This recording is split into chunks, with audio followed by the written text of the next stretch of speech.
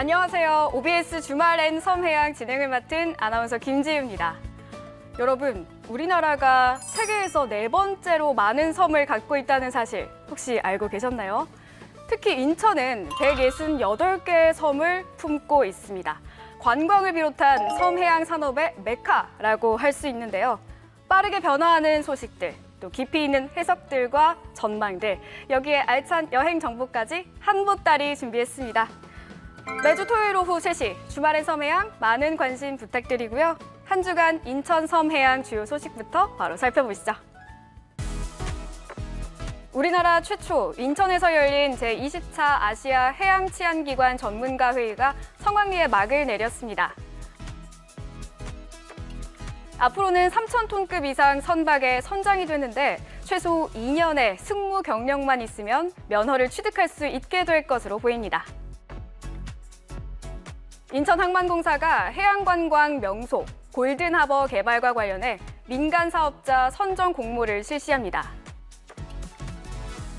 인천해수욕장이 순차적으로 개장하고 있습니다. 인천시는 총 29개소를 9월 8일까지 운영할 예정임을 밝혔습니다.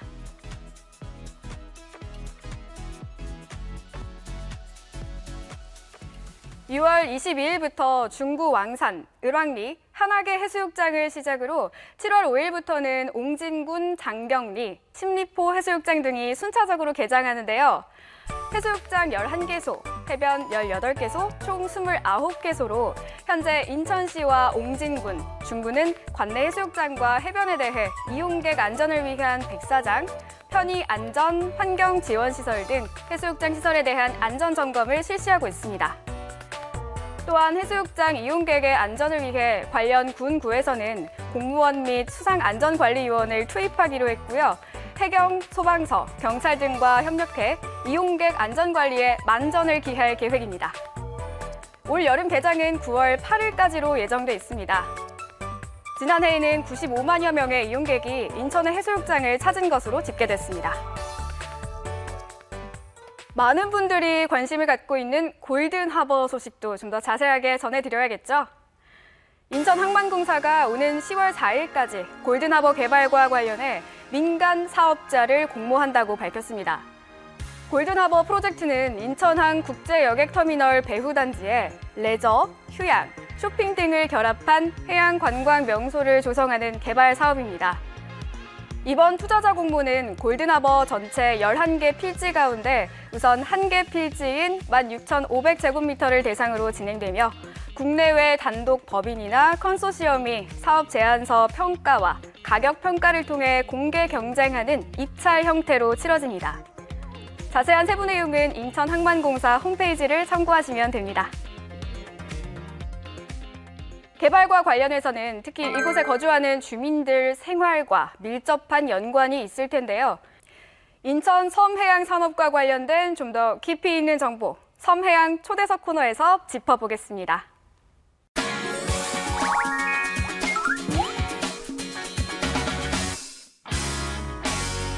네, 이번 시간 인천 섬과 해양 산업의 진흥을 위한 인사이트를 얻어가는 시간이죠. 섬해양 초대석. 오늘은 인천시의회 해양산업클러스터 및 항만재개발특별위원회 위원장이신 박창호 의원님 모시고 이야기 나눠보겠습니다.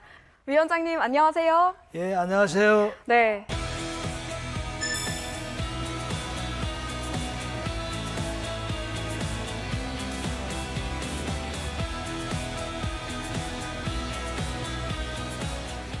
해양항만특위가 지난 2022년 8월에 구성이 됐죠. 곧 있으면 2년을 채우는데요. 그동안 어떤 활동을 해오셨는지 우리 시청자분들을 위해서 소개 좀 한번 해주시죠.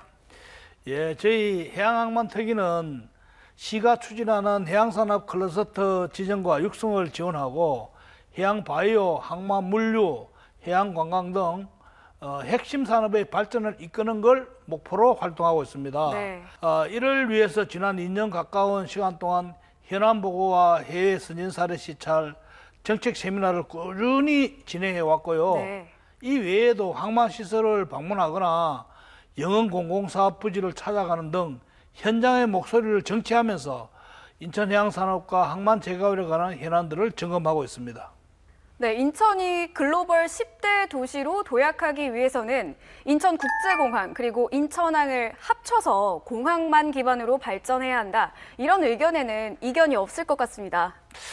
그렇습니다. 인천항은 대한민국 3대 국제무역항의 위상을 갖고 있지만 매년 늘어나는 물동량에 비해서 시설은 부족하고 기존 시설들이 노후되면서 경쟁력이 저하되고 있는 실정입니다. 지역경제 활성화와 더불어 인천이 국가 성장의 거점 역할을 할 수 있으려면 인천의 심장인 인천항과 내항 활성화가 필요한데요.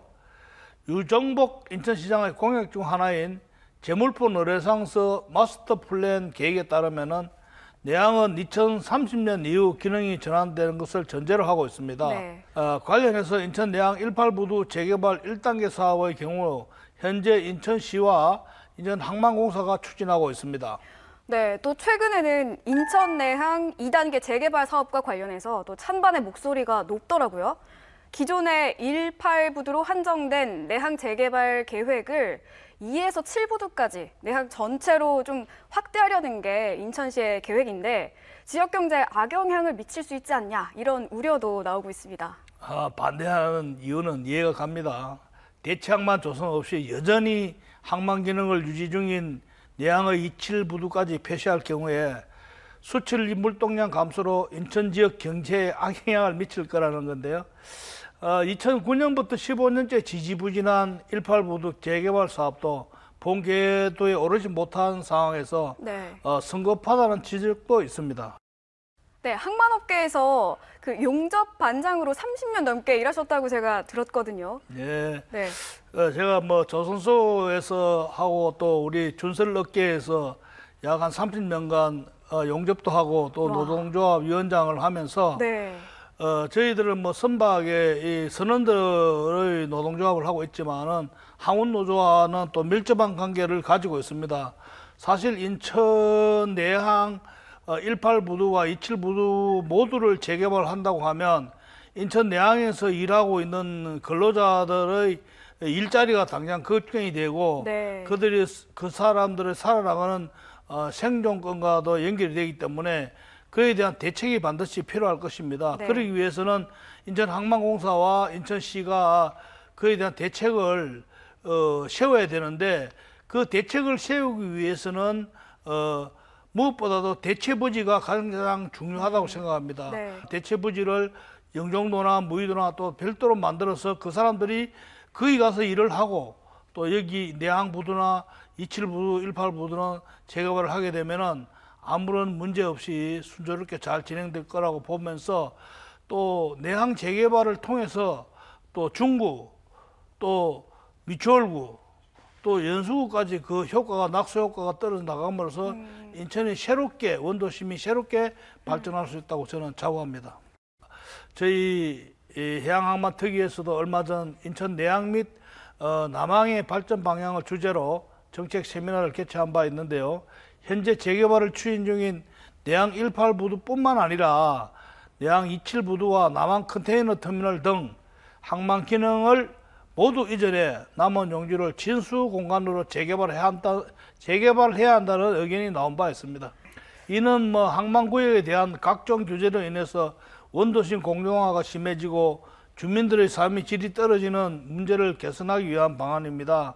이를 위해서 인천 내항 인근 연안여객 터미널을 남항으로 이전하고 현재 연안부두 일대를 요트 마리란을 중심으로 하는 해양 레저타운으로 개발하자는 계획도 나왔는데요. 네. 인천 남항의 경우는 제4차 전국 항만 기본 계획상 컨테이너 부두 이전 구상에 따라 부두 매립 시 연안 여객 터미널 땅을 충분히 확보할 수가 있기 때문입니다. 네. 좀 전에 친수 공간의 재개발 관련해서 얘기를 해주셨는데 우리가 참고할 만한 또 다른 사례가 있을까요? 해양항만 특위에서 해외 선진 사례 시찰을 다녀온 결과 싱가포르나 대만의 노후항만 재개발 사례를 인천 내항에 적용할 수 있겠다는 이야기를 나누는데요. 특히 대만의 가오슝은 인천과 닮은 부분이 많이 있습니다. 네.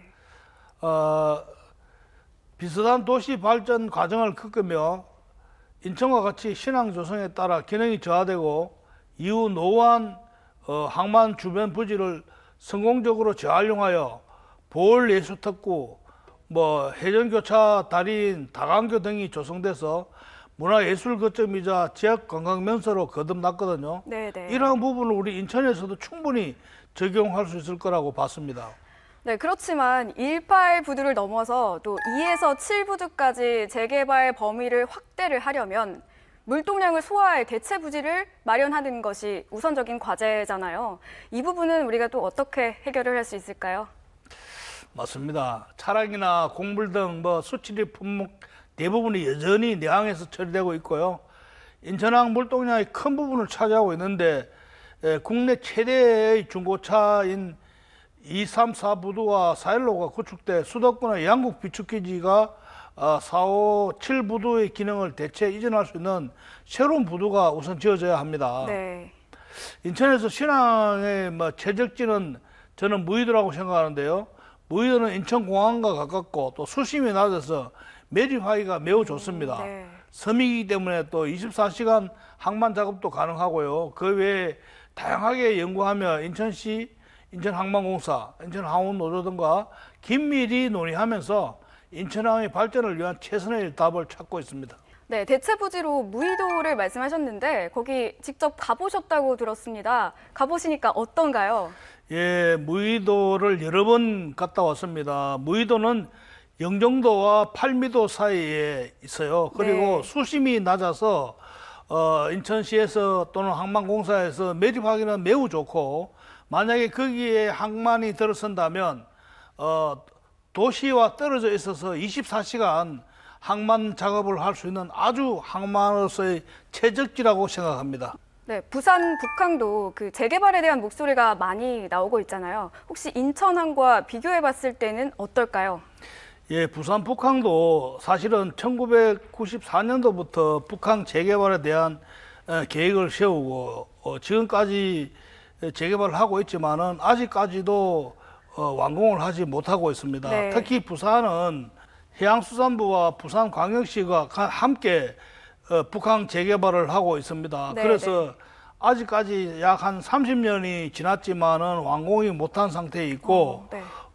지금도 그 항만과 도시 개발이 겹쳐져 있는 상황입니다. 그런데 우리 인천도 한 15년 가까이 내항 재개발을 하고 있지만 아직까지 초기 단계에 있어서 우리 인천시와 항만공사가 자체적으로 내항을 개발하려고 하니 그 많은 자본과 그런 부분이 딸리는 것 같아요. 그래서 네. 우리 인천시도 항만공사와 도시공사가 하는 것보다는 인천시와 해양수산부가 함께 내항 재개발을 하게 되면은 더 빨리 되지 않을까 생각하고, 그러기 위해서는 우리 인천시가 중앙정부에 더 많은 노력을 해야 된다고 생각합니다.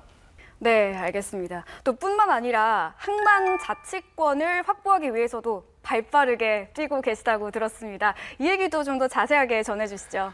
예, 저희가 주장하는 부분은 항만 분권 강화를 위해서 지방해양수산청과 항만공사를 지방정부로 이양해야 한다는 것입니다. 네. 이미 제주도와 강원도 등은 지방해수청을 지방정부로 이양했고요.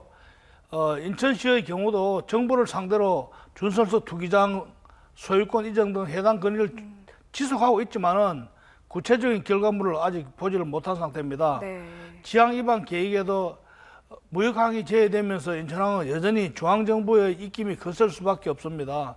인천시의 경우에는 여야 민정이 참여하는 여야 민정 협의 기구를 출범해서 신항 배후단지가 지역경제 활성화에 나설 수 있도록 추진하고 있는데요. 항만공사나 광역단체단체가 정부의 지원을 받아서 직접 준설터 투기장용 호항공사나 항로준설, 또 배후단지 민간개발에 의한 항만 민영화를 근원적으로 방지할 수 있다고 봅니다. 네네. 항만 공공성 확보를 골자로 하는 항만법, 항만공사법 개정안도 발의됐지만은 지난 제21대 국회에서 통과되지를 못했고요. 네. 계속해서 중앙정부에서 요청하고 있지만은 지역사회와 공감대 형성을 해 나가면서 법률 개정에 대한 부분도 적극적으로 건의를 이어갈 계획입니다. 네, 알겠습니다. 또 인천이 진정한 해양 도시로 거듭나기 위해서는 인천시 해양항만특위가 계속해서 많은 활동을 해주시길 바라는 마음입니다. 또 끝으로 성공적인 해양항만 도시가 되기 위해서는 어떤 방향으로 나아가야 할지 우리 또 위원장님의 의견을 듣고 싶습니다. 예, 인천은 해양항만 도시를 자부하고 있습니다. 관련해서 지난해 해사 전문법원 인천유치 범시민운동을 출범하고 해사 전문법원 인천유치를 선언하기도 했고요. 네. 하지만은 이런 주장에도 해양대학 같은 전문 인재를 길러낼 고등교육기관은 턱없이 부족한 실정입니다. 네. 해사 전문법원 유치운동과 더불어 인천에 없는 해양대학을 만드는 게 인천의 경쟁력을 키우는 일이 될 것입니다. 또한 정부와 기업, 대학, 인천시가 함께 해양항만 산학융합원을 만들어 인천을 육성하고 네. 도시 경쟁력을 키우는 게 글로벌 도시로 자리매김할 수 있는 과제이지 않을까 싶습니다. 이 외에도 인천시는 현재 투자 유치 촉진과 미래 성장 동력 확보를 위해서 경제 자유구역을 추가로 지정한 방안을 추진하고 있는데요.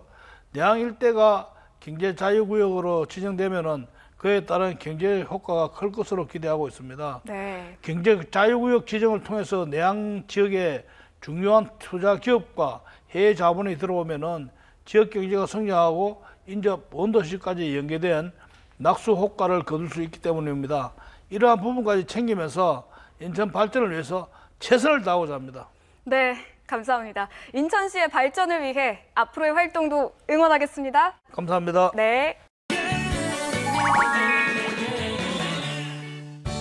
이어서 인천의 아름다운 섬들, 주말을 맞아 방문하기 좋은 곳들 소개해드리겠습니다. 오늘 인천섬 완전정보역에서는요, 힐링하기 좋은 보물섬, 소이작도를 만나보실 텐데요. 영상으로 즐거운 섬 여행 하시길 바라면서 저희는 여기서 먼저 인사드리겠습니다. 매주 토요일 오후 3시, 여러분의 주말을 책임지겠습니다. 주말엔 섬해양. 인천에는 총 168개 크고 작은 아름다운 섬이 있습니다. 오늘은 그 중에서도 힐링하기 좋은 섬을 소개하려고 하는데요. 당일치기 섬 여행으로 맛있는 음식으로도 유명한 소이작도로 함께 떠나보시죠. 인천시 옹진군에 위치한 소이작도는 총 면적이 1.41제곱킬로미터에 불과한 작은 섬입니다. 면적은 작지만 옆으로 길게 늘어진 형태로 생겨 아름다운 해안선을 감상하실 수 있죠.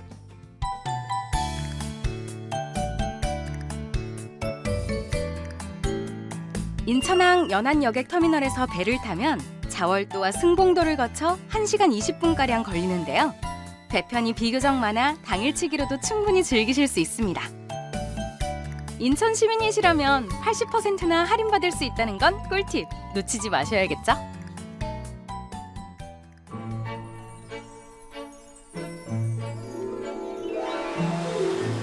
시원한 바닷길을 달려 소이작도에 도착하면 그야말로 감탄이 절로 나오는 풍경이 눈앞에 펼쳐집니다.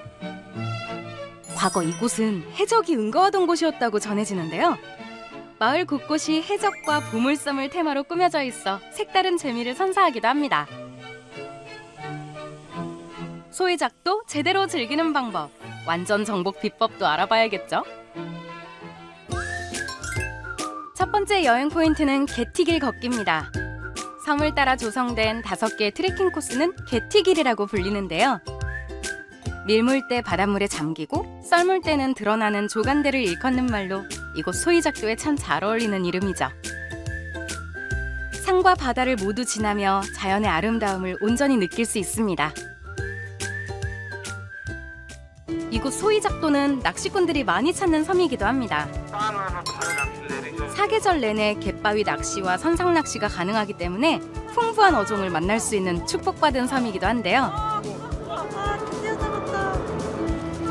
제대로 손맛을 느끼고 싶은 분들을 유혹하고 있죠.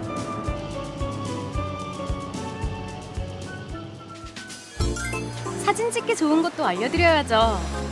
하늘을 향해 검지를 뻗치고 있는 모양의 손가락 바위는 자연의 예술품이기도 한데요. 해안데크에서 배경으로 인생샷을 남길 수 있고요. 바다를 따라 무지개색으로 칠해놓은 경계석이 인상적인 해안길은 추억의 한 페이지를 장식하기 충분합니다. 그런가 하면 조수간만의 차로 인해 생기는 풀 등은 소이작도 여행의 백미로 꼽히는데요. 푸른 바다가 밀려나며 드러나는 약 30만 평의 거대한 모래벌판은 하루 단 6시간만 그 모습을 허락하는 해신의 마술쇼입니다.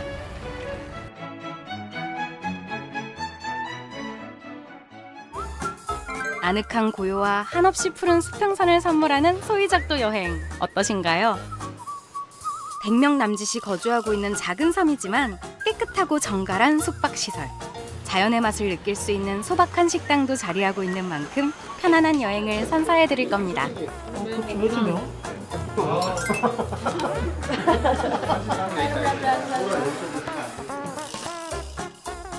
주요 포인트별로 식당과 숙박시설이 자리하고 있으니까요. 이 부분까지 미리 체크하시고 여행 준비하시길 바라겠습니다. 섬여행의 매력은 천혜의 자연, 그리고 도시로부터 분리된 낯선 체험이겠죠. 느림의 미학을 느낄 수 있는 곳, 일상을 벗어나 힐링을 선사하는 소이작도의 매력 속으로 풍덩 빠져보시는 건 어떨까요?